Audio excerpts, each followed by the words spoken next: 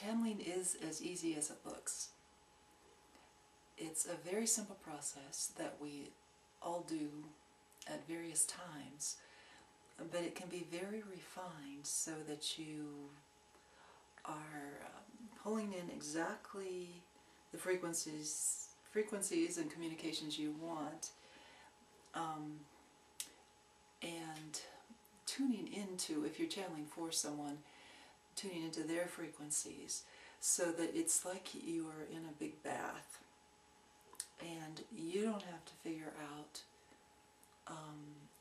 exactly what frequencies to bring in and exactly what frequencies they are trying to match in your client or your friend, whoever you're channeling for. If you're trying to channel for yourself, it's actually easier in some ways and harder in other ways, because you know your own energy so much, and you probably won't trust the answers that you're getting to your questions as much as you might trust the answers you're getting to someone else's questions, and you can verify that they otherwise might not have known that information. So everyone feels like a fool when they first start channeling. And I still feel like a fool after 20-some years. When I'm speaking things that my brain cannot verify and wouldn't otherwise know. But that's the fun of it. To let yourself go. And truly, in a way, you are experiencing yourself as part of something greater than you. You're part of the group that you're channeling, part of the group that you're speaking to, part of the group of your own self, which is a group of subpersonalities and emotions, and you are a group yourself from the guides' perspectives. So the main thing that allows it to happen is your ability to let go. Your ability to not control, your ability to realize that you are really not separate from the beings and the people who are engaging in this practice with you. So it's fun to channel, partly because you get to really know that truth, that, some people might say it in the words of, everything is energy. It's an artificial definition of selfhood to say that your selfhood stops at your skin, or even at the boundaries of your aura. Your selfhood is a ever-changing, mutating, permeable play of energies in the universe. Your consciousness really is not separate from anything around you. It's just that you have a certain focus, and that focus is what you call yourself. So when you're moving into channeling, you can really enjoy letting those rather artificial boundaries of skin, boundary of aura, a boundary even of brain, that it matters that much what you have in your brain. Now your guides are going to be using what's in your brain. It's going to come out in your own vocabulary. You probably won't start speaking a different language, although it could happen. I am a conscious channeler, and I remember a lot, most of what comes through me. Sometimes I remember it best when I'm, again, in the same altered state later. So if there are many reasons people want to channel. Obviously, it helps a great deal in life to have a much wiser perspective at your fingertips. And to be honest, I don't know how people do without it. I think channeling is actually something that should be taught in high school. It's a basic skill for life. That may be down the road in our culture. However, I do think it's actually a wonderful basic skill to learn to become very fluid. And in that state of fluidity, love is a very natural experience. It's almost you realize after you've been channeling, and especially if you're channeling very loving guides, that not having love, to be in a state of non-love, is rather takes some energy. The natural flow that we call love is what is more natural. And so let's, if you're just starting out and wanting to learn to channel, a lot of it is just an attitude of not having to do it right and not having to worry about liability issues. I mean, that's a big one in our culture.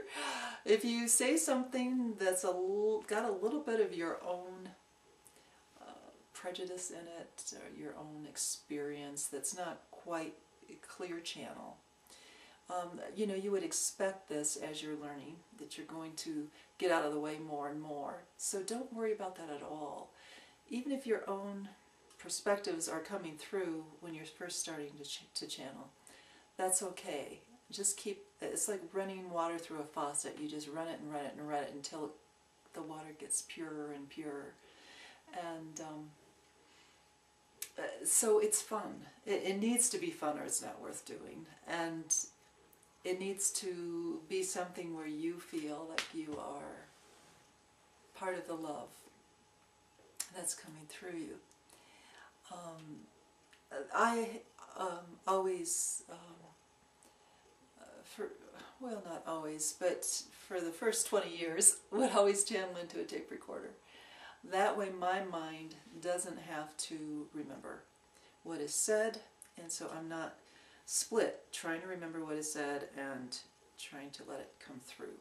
And I highly recommend that if you're not, even if you are channeling for someone, that you channel into a recorder, and then you can play it back later and be surprised at how well you did.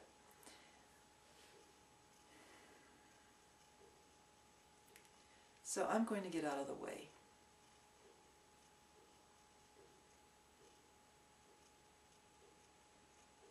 Now, as you are watching me, you know, I often find that my clients go into just an as altered a state as I am in. It's kind of contagious. But as I go into more of the channeling state, see if you can even tell on video a shift. What I am feeling is my energy opening up in the crown chakra and channel opening that goes up, and I feel my personal energy connecting. I often would visualize when I was first starting my hand reaching up and a guide's hand reaching down until we connected. You can also think of it as a radio station. You're fine-tuning your frequency to be able to pick up the broadcast. So as I connect, I am feeling a great deal of energy now coming down, running down throughout my whole body and down below my body into the earth, and feeling very strongly solidified in the earth.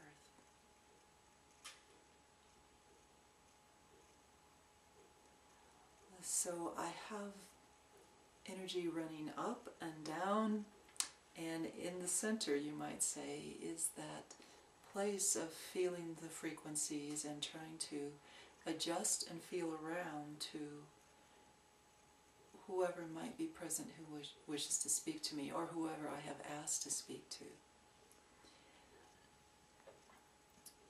And I say I'm adjusting, but it's almost like I'm being adjusted. Kind of like when you hug someone, and if you want it to be a deep, meaningful hug, you feel your own energy, but you also feel their energy, and you make little adjustments within yourself to bring those two energies into harmony, to where the hug is really deep and you almost feel like one person.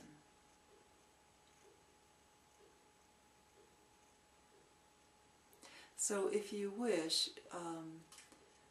try this with me, follow along with me. I know a lot of people make a big deal about protection and asking that dark entities won't come into them, which is fine. If you have problems with that, by all means do that. I feel that I only allow beings that feel high and good to me to come to me. I just, and I think that's kind of natural. If you can raise your own frequency as high as you possibly can, that is who you're going to attract. When you start out, you will probably channel your own spirit guides,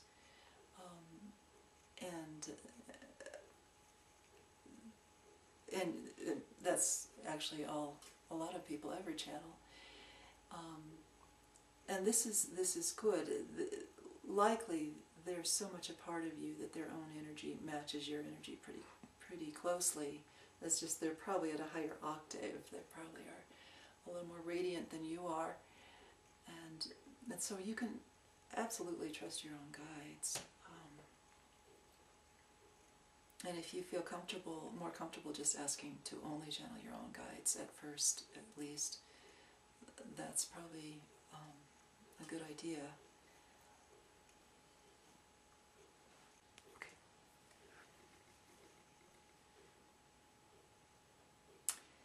May your channeling experiences all be beautiful. May you come to know the interconnectedness of all of us, human, non-human, beyond human, as you play in the sea of energy.